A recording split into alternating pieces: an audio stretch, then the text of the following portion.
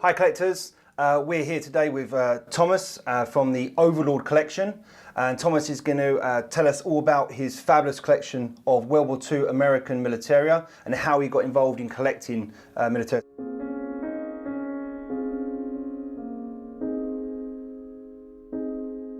Thank you very much for inviting us here today to see this absolutely wonderful collection of American Militaria. So Thomas, first of all, what got you interested in collecting military and American military as such? So probably like a lot of people of my age, it all kicked off with watching films like Saving Private Ryan and watching the TV series A Band of Brothers. Okay, yeah. It was at a time where I just passed my driving test and me and a friend booked ourselves on a Eurotunnel. We went to France, we flipped a coin and we said, where do we go for a weekend? And he suggested, let's go to Normandy. And Normandy was where we went to. We did some Meriglis, we went to Airborne, and we went to all the big sites. Yeah. And that really hooked me on to D-Day in Normandy, and really the passion started from there. Wow, okay, well certainly the passion has done extremely well.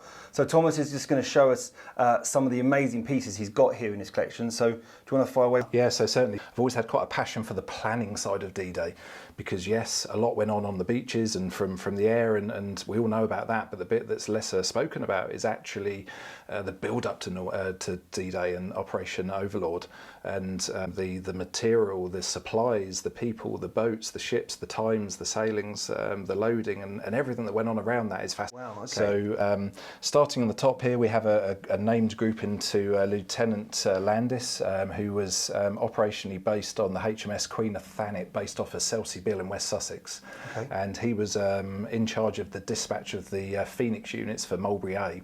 So the Phoenix units are the big concrete units that they sunk into the water to create breakwaters for the boats when they came into the Mulberry Harbour. Right, okay. And yeah, basically he was bigoted, so he was given the top secret clearance in April '44, and basically all the way through to September he worked on Mulberry A, and later in the latter part he did some analysis of Mulberry A versus Mulberry B, because obviously we know Mulberry A on Omaha failed quite quickly, right. Where the British one was very, very successful, and he actually did an analysis in September to work out why the American one failed. Right, okay. And the reality of it was that the American one wasn't moored well enough, and basically the build quality wasn't good enough compared to the British one. In this grouping you've got his personal photograph album, is that correct? Yeah, so personal photo album, so there is a mixture of personal photographs that he would have taken, and when you look at World War II photos, you tend to find the officers had more expensive cameras that took a far better quality photograph.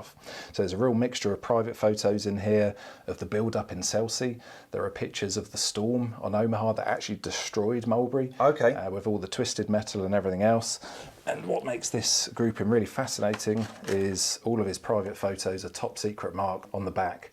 So that would have meant that he would have had to have submitted these to be certified, and they were certified as top secret. Top secret, wow. And there are famous photos of the DD tank that basically on Omaha basically got close to the beach, and in a lot of the photos that you see of Omaha, you see the DD tank slopes, and there's quite a few photos of that. Wow, okay.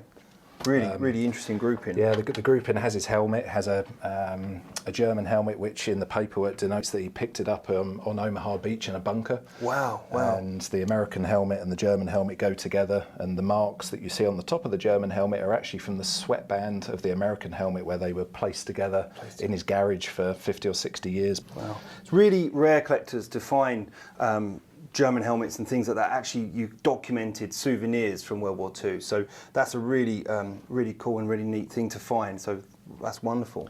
So yeah, relevant things. We sort of, I had a bit of an obsession with Airborne, so Band of Brothers really struck a chord with me.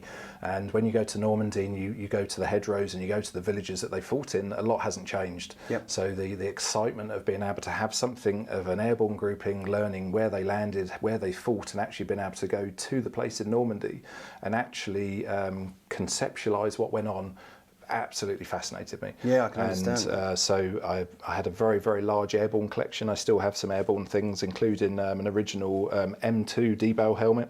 This is this helmet collector, so you can see here, which is a really good example. These helmets are becoming really, really sought after and very rare to find now. So this helmet, when I first said to my my Militaria dealer friend that I wanted to collect Airborne items, he looked at me straight in the eye and he basically laughed at me and said, "You've got no chance." But actually, over a 15-year period, when we put the feelers out to people in the world that we were interested in buying airborne items, and that there was the cash to follow the intent. Very important. It was actually quite interesting how much came our way. Great. So the airborne helmet actually came from America, came from north of Pittsburgh. Right. And literally, as a lot of these items did, came into an antique store. A family member had it. Got this American helmet, is it of interest, would you buy it from me? And with the connections we had, we got the call to say, we've had an airborne helmet arrive, is it of interest? And I literally had a telephone call from America late one night to say, I'm stood with a helmet in my hand, it's this amount of money, do you want it or do you not want it? Yeah. And without seeing it, I trusted the person that I was dealing with, and a deal was done. Deal was done there and then. The way it came across. Wonderful, great. What's more fascinating about this helmet is actually I have a 502nd Airborne grouping. Charles Biegenvold, so he was a member of the 502nd Parachute Infantry. He jumped on D-Day night. He was actually injured during his jump, and he was then evacuated on the 10th of June. But he lived north of Pittsburgh. Okay. And this grouping came in two sections. So there was the original paperwork grouping, and then a year later, the first aid ditty bag was found in an antique shop. Oh, okay. Next to the antique shop where the helmet came from. Oh, okay. So we think it could all relate. Well, so there's a very good chance that the helmet is probably his helmet. Wow. The way that helmet has been field repaired is of the 101st type. Yep. So we know it's definitely our 101st jump helmet. It's very likely it's his helmet. That's really great. So it's lovely when collectors can put groups together and back together rather when they've come through from especially family places as well.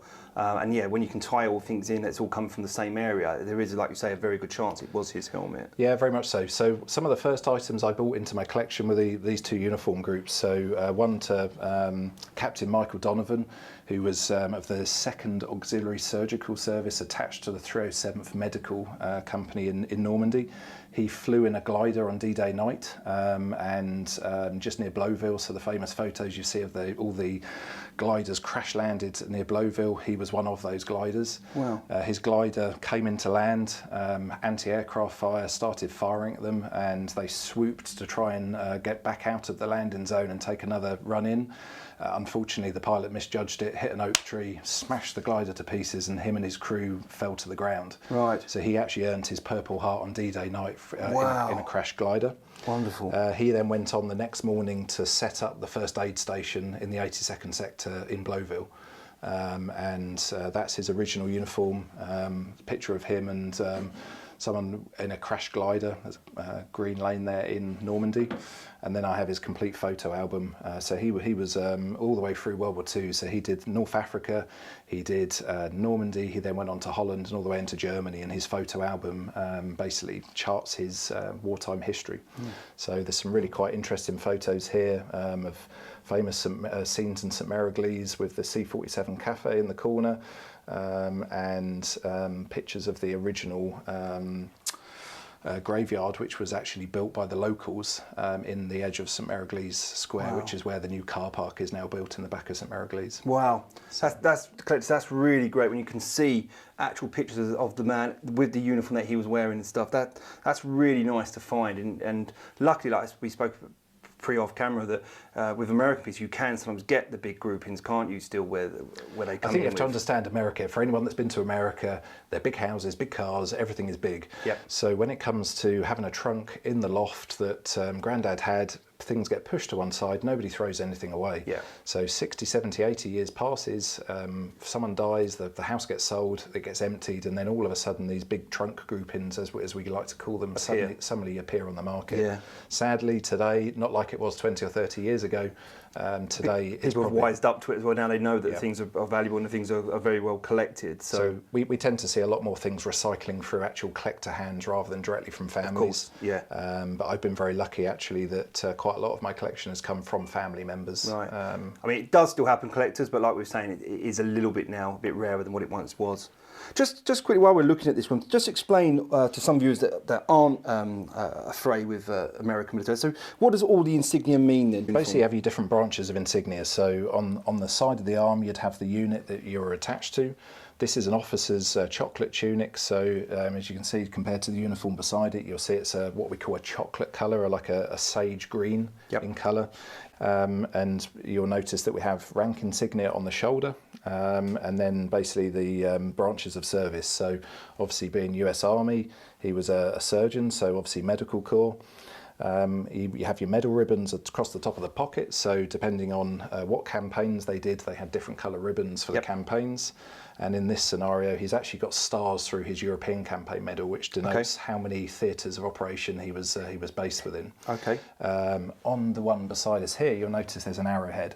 So arrowheads were used for amphibious invasion. So for a lot of the D-Day uniforms, you'll find they have the arrowhead, which denoted they were active service for an amphibious invasion. He doesn't have one because obviously he wasn't amphibious invasion. No. He was airborne. He was airborne. Yeah. Okay. And the wing you have on here, this is for the so that's a glider wing. Glider pilot wing, they're slightly different to the airborne wings, which literally were just a pair of winged wings. Where the glider one has the glider actually in the middle of the wing. The insignia itself can be a whole branch of collecting in by itself. Different makers, different makers, different types, and everything else. Which is what I find so fascinating about the hobby is even after 20 years, 25 years of collecting, something comes along that you learn about that suddenly you didn't realise, and it totally changes your perception. As we see around the room, we can see you've got some very interesting bits of paperwork. So just explain to the viewers what these relate to. So for me, for collecting, collecting is a minefield. I can't sugar it up any better than what it is. It's a minefield. You have to be very careful with what you buy. There's always someone attempting to try and sell you something that isn't what they say it is. What I've always found is that with paperwork, with photographs and maps, it doesn't get faked, because why would you? There's no value to faking it. Painted helmets, uniforms can be faked very easily. Of course they can. So I've always loved paperwork because it truly tells the story. Sadly, you have to have a lot of wall space for it. That's the trouble with maps, but I've always loved maps. So there's a real mixture of different types of maps here, ranging from a special drawn map for the 82nd. It tells you what they actually did in Normandy just for this one particular unit. You then have the standard maps that were issued to anybody that required them. And for anyone that's really into their maps, the most important data is in the left-hand side at the bottom, which is the coding for the map. So that tells you the date it was produced, it tells you how many were produced, and it tells you who made the map. And when you get into maps, it's quite interesting because some of them can go from a circulation of 500,000 maps. I have a map in my collection that's of a circulation of like 80. So there's a real difference between the two, and obviously a rarity value between that as well. Of course. The one below it is a mooring diagram for Mulberry A, came with my Mulberry collection. What we're seeing here is the piers coming from Omaha Beach, and this diagram is showing you the depths of water and the lengths of mooring ropes that were required to actually moor it. As we talked about already, sadly they clearly didn't follow it very well, hence why Mulberry A failed quite quickly. There's some other mooring diagrams there, which were all top secret designated. They were all part of the top secret pack, the instruction manual for D-Day. And then working the way around to actual landing maps. So I've always loved the one in the corner, which came from a collector friend in America. So it's actually a Normandy region map on one side, proper map, probably 400,000 or 500,000 distribution. But when you turn it over, someone has actually hand-drawn in crayon a version of it. And what it denotes is some of the major towns. So we have Saint-Sever-le-Comte, we have Valanche, Cherbourg, and then Utah Beach to the right-hand side. And what they've done is they've marked the concentration of German forces within there with the blues. So this has probably been done in the field then? It's a field use map. Field use map, wow. Which I've always really quite liked. Utah Beach probably has always had more fascination for me than Omaha. Oh, really? Which for a lot of people, it's quite often the other way around. Exactly, Omaha is such an iconic sort of beach, isn't it? Really, in a way, some of the other beaches do get sort of forgotten a little bit about. Probably for me, because of the Airborne connection, Utah I've always found more interesting. Because you've got the Airborne side, you've got the beach, and actually it's such an untouched part of the countryside. You can drive down roads and walk along pathways that have not changed in 82 years, which I absolutely love. So pretty much everything you see in this corner is Utah based. So Utah based map at the top there. There's a top secret Utah map there, which in essence is an overlay map. So that's thousands of aerial photographs of Utah Beach, which have been laid on top of each other, and then created this overall landing map. Again, they only made 3,000 of those maps. And they were BIGOT maps. So again, you had to be BIGOT cleared to be able to receive a copy of that map. Just explain again to the viewers as well, what the BIGOT, what does that mean? So in essence, it was the greatest secret ever held. So for everybody that was involved in the planning side of D-Day, at some stage you have to bring people into the secret. The only way around it was to use the BIGOT process, which is the British invasion of German occupied territory. That's what it stands for. And basically what it meant is they went to somewhere in London. So somewhere like Selfridges was one of the BIGOT locations. So you'd go into the Selfridges shop. There was armed guards at the back of a corridor. You were signed in, and once you went through into this area, it was a top secret area where basically all the planning would take place. You were sent for a week at a time, and basically you were locked in a room. You were given the instruction manual and told to read it. And basically told to read the whole lot, and then once you'd read it, read the section that related to what you were responsible for, and you signed the Official Secrets Act, and basically you were then bigoted.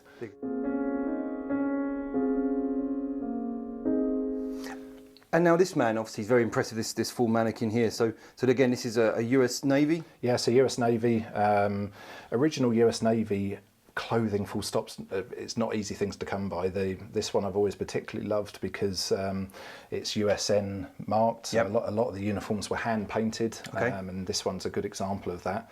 The dungarees actually were used until the 1970s by a local farmer in Normandy. They're properly crusty and dry and well used. But what you have to remember, Normandy was a very, very poor part of France 80 years ago. And all of a sudden you had the Americans arrive with everything they wanted, and everything got left behind. So the farmers and the local people reused a lot of the pieces of what were left behind, and this is a good example of that. So the dungarees were used by a dairy farmer. The HBTs are gas impregnated, so after World War I, obviously the Allies were cautious because they assumed the Germans would use gas against the attacking Allies. I mean, even the Germans also were fearful of the Allies using gas. So obviously after World War I, because of the devastating effects of gas warfare, both sides really were petrified, weren't they, of that gas was going to be used against their troops. Which was quite interesting. So the uniforms were impregnated, and if you ever get the opportunity to handle it, it's horrible. It's like a wax jacket.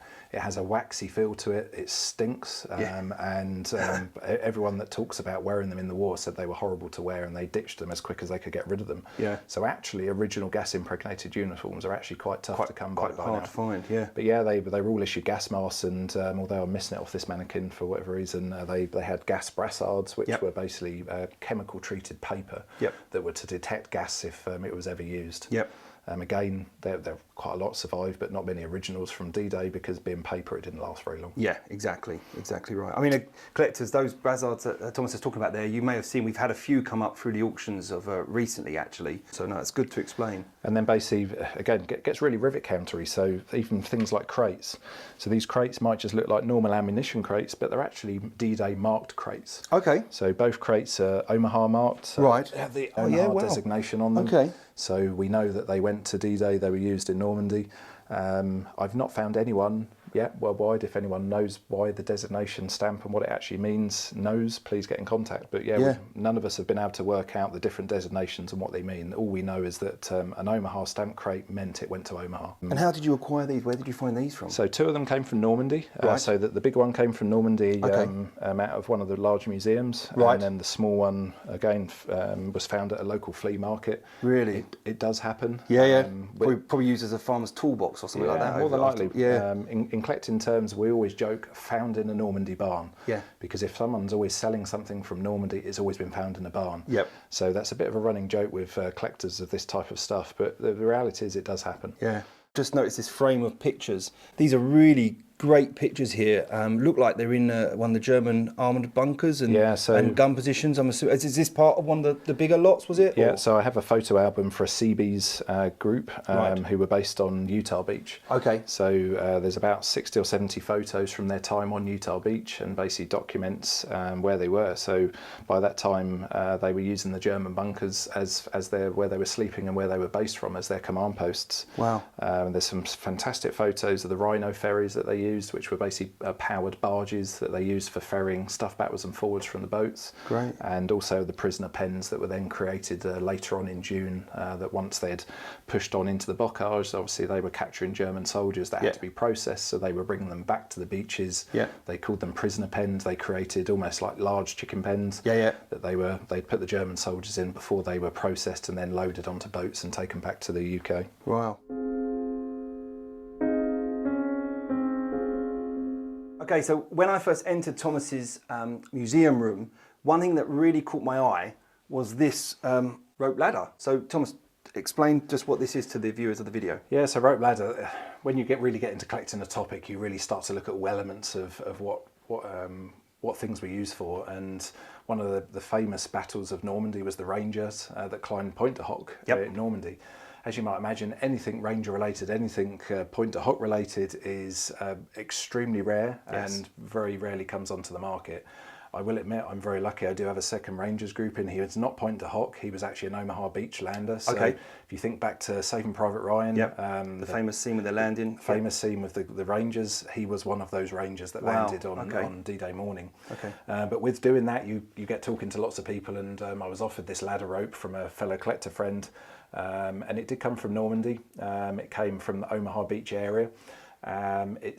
There's lots of different types of climbing ropes, but there's no documentation to actually prove what ropes did what. The only thing I can suggest is I have come across videos of original training of Rangers training, and when you look closely at the videos, you can roughly work out by the size of the person how big the rope is, and that is definitely within keeping the type of rope. Quite often not the ones that maybe have used exactly for what they were for, because again, to say it's a Ranger rope would be wrong. But it's definitely a World War II era climbing rope that was used in Normandy. Wonderful.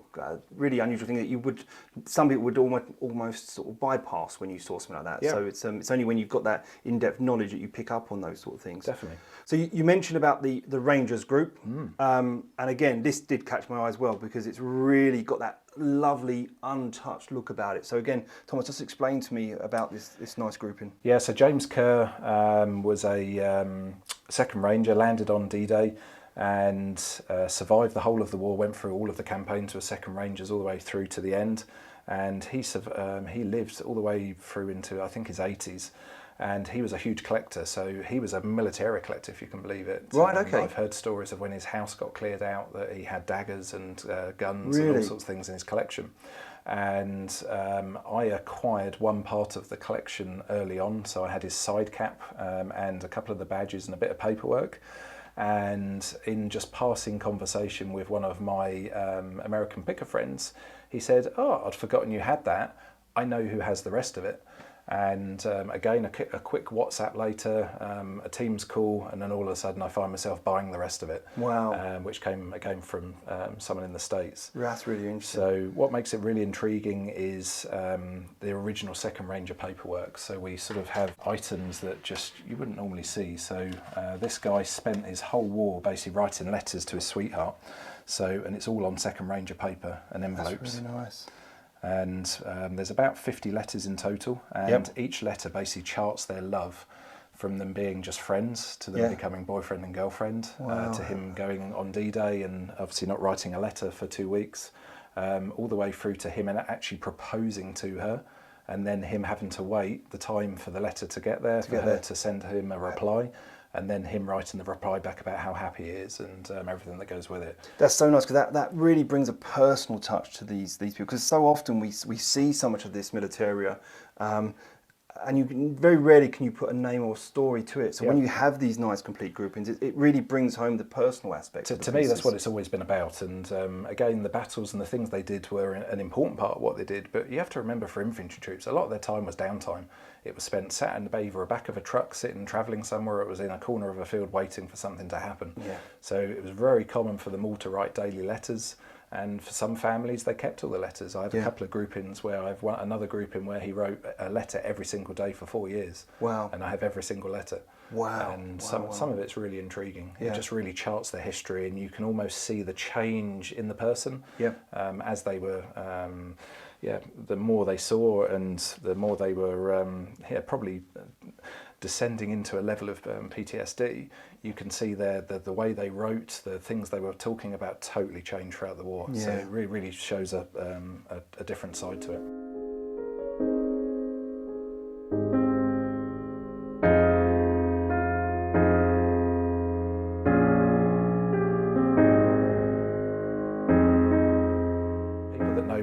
I've had a bit of a thing about M1 helmets, which is the American GI helmet. And that's how you sort of started? I bought and sold M1 helmets for a little while, so I had almost 50 in my collection at one stage. Right, okay. Various painted helmets, and it gets a bit rivet countery because my wife would always joke with me that I'd have these 50 helmets, and in her eyes they all look the same. Yep. But in my eyes, everyone was different. Yep. And so I'm just left with, in my opinion, the important ones today. Okay. We have obviously an officer's helmet with the painted bar on the back of the helmet. Yes. Has lieutenant bars on the front, and then the liners matched. Okay. That helmet actually goes with the German helmet, and this trooper actually recovered that helmet in Cherbourg. So really well. In the leather strap. Oh yeah, you can see Souvenir of Cherbourg, and he's written the date that he picked it up. Yeah. Again, as you've said already, to find souvenir German helmets is quite unusual anyway. Yeah, that's really nice. And again, I know I've said this before, but all the pieces you can see here, collectors, in the video, they've all got that really lovely, untouched, unmessed with look. And that's really important when you're building a collection. Try to get that sort of pieces, really. The helmet to the bottom there was, again, another named helmet. He's in the photograph, and what's intriguing is it's all dinked and paint missing. Yep. When I spoke to the family about why it was like that, apparently the vet told them that he used to use it for bashing his tent pegs in on his pup tent, which is why it's dented. Makes sense. And you have to remember these were used for everything. Yeah. So this one even has the soap scum in the bottom where he's used it as a wash bowl. Wash bowl, yeah. And actually, when you get into things, when you first start collecting, you tend to be a bit of a magpie. You look out for the cleanest, the most prettiest things you can find. But actually, the more you mature as a collector, you actually have more of an appreciation for the horrible things and the things that don't actually look very nice. Yeah. Because they're far more interesting. Yeah, yeah. They're more like the ones that you've worn in the field. Talking of been there and done it, obviously we've got the helmet at the bottom. Now, this, I've got a thing, collectors you may know or you may not know, I really do like battle damage stuff because you know it's definitely been in there. I mean, so much, especially with American stuff, so much stuff has been in stores and never issued. When you get helmets like you can see at the bottom here, that's when you know that's actually been in combat. So again, explain to us, Thomas, where was that found? So that helmet was picked up by a GI in 45 at some stage. So what you have to appreciate, a bit like World War I, the battlefields became a tourist spot for people to go to and visit. And certainly Omaha and Utah were no different. And that helmet was picked up in a hedgerow in Omaha somewhere by a GI in 1945. Yeah, someone had a very close shave. So I would suggest that's taken around from a fairly heavy caliber machine gun. And the damage in the liner and the shell match each other. Yeah, which is good because again, people do unfortunately sometimes try to recreate battle damage. Yep. But that's a great sign when you see that, how you can see where the line has been and that the shell has completely hit it and gone through all at the same angle. So that's a really, really nice thing. So the last D-Day thing we're going to show you in this video is this large map that we've got here. Going back, we saw some maps earlier, and I just want to show, this caught my eye as well, this very large scale map here. And again, this is for the defences. And again, as we spoke about earlier about the BIGOT type map as well. So this is what, again, when you want to look for when you're looking for D-Day related maps. So again, do you want to explain a little bit about this map? So there's almost three things that make it quite interesting. One, it's actually three maps. Yep. So it's three maps that have been sellotaped together, and it's BIGOT. So each three of them is BIGOT marked. So we've got the BIGOT marking on all three, and we can see they're serial numbered. And what you have to remember for BIGOT is if you were issued something serial number, that serial number related to somebody. So if you had serial number 420 and it went missing and it suddenly turned up in German hands, they would know exactly who it came from. Right, okay. And from an Official Secrets Act, you knew exactly what would happen to you if it got out. Yes. Wouldn't be a nice ending. And actually on here there's some pencil marks. So this is through the centre of Normandy, so we're talking about Carentan all the way across to the coast on the far side, so Cherbourg being at the top here. Unfortunately I'm blocking Carentan here, but it's right here Carentan's in just corner. there, and basically all the way across. So if you know your airborne, your history, and you work your way across, Hill 90 was in the middle, and basically around La Haye du Puy, we had basically Hill 90. And someone on here has actually marked all the gun emplacements within Hill 90 and marked where they were actually coming in, and we can see the intersections that they've marked on the map. Really, that's really nice. So I love seeing these. It's actually a battle used map again. Yeah. Anything like that where you can see the actual maps that say have been battle used is really hard to find and really, really nice. So that's this is a really interesting piece. So really interesting. March 44. 16 MRS was the company that made it, and 323 original copies.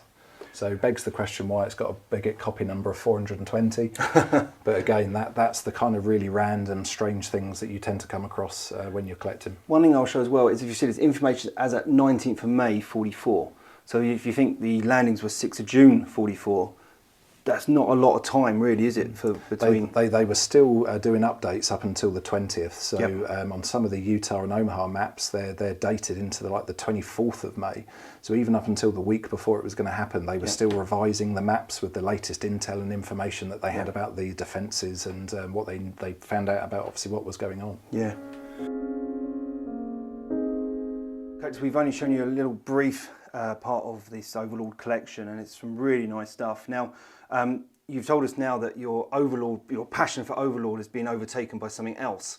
Now that is the 8th Air Force, something that's become a lot more popular with collectors of recent note. It was always very popular, but it seems to have, we've noticed a real increase in the auction industry anyway about the passion for the 8th Air Force. And as you can see, Thomas has got some very nice little groupings here. So do you want to explain just the interest in the 8th Air Force and where you're going with that now? Yeah, so I live in Suffolk, so Suffolk and Norfolk being Bomber County for 8th Air Force, and really attempted to avoid it, being honest.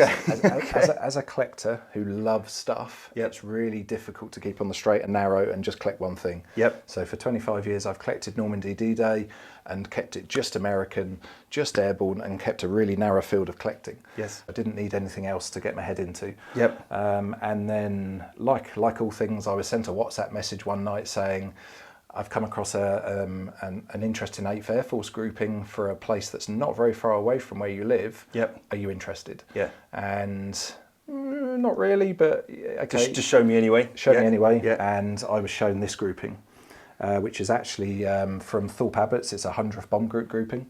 Lieutenant James Harper is the name of the pilot. So he was a pilot, and he was the pilot of Harper's Ferry, which for anyone that knows their 100th Bomb Group history will know that Harper's Ferry was actually Royal Flush. Royal Flush was the plane that Rosie Rosenthal flew back from Munster as the only 100th Bomb Group plane that flew back from that mission. Wow. And Harper was the next person to have that plane after it was repaired. Wow, how interesting. In November 44. Huh. So he flew his 30 missions, and basically I have his original A2 jacket that he flew all his missions with, his jacket. We have all his paperwork and his named air medals and everything. And originally I bought it to sell. I thought bringing it to East Anglia, there's going to be a really good market to retail it. I couldn't sell it. Couldn't sell it, fell in love with it. Couldn't sell it. And then the bug for the 8th Air Force. I started researching, and in this part of Suffolk, it's very difficult to go too far without stumbling across an airfield. Yes. And I started doing a digging, a bit of researching, and actually found it's quite interesting. Yeah. For the same passion I have for Normandy, it's the same passion in Suffolk. Because if I think of the research I've done for Nettishall, nothing really remains. It's lots of concrete. It's lots of things that used to be. But actually, I can find original photographs, and I can pinpoint exactly where these things were to actually give me an idea of what went on. So the info is really transferred from Normandy to Suffolk. So it's great. So that's really where it's got onto, and we have an original A2.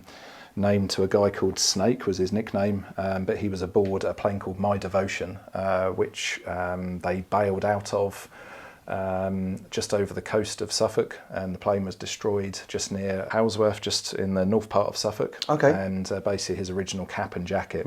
All 10 crew members survived, and he went on to complete his mission logs. But yeah, that's his original jacket. So you can see on this one just the remains of the painted decoration on the back. These A2 jackets are really sought after, especially if they've got painted reverses or painted fronts. They're really nice. I really like it. I mean, this is one of the things that's really caught me as well. I love the way the leather cap is, or the peak is all really curled up. Again, like I said, I keep saying the thing about buying stuff which has got that untouched look. This just screams untouched, unmessed with.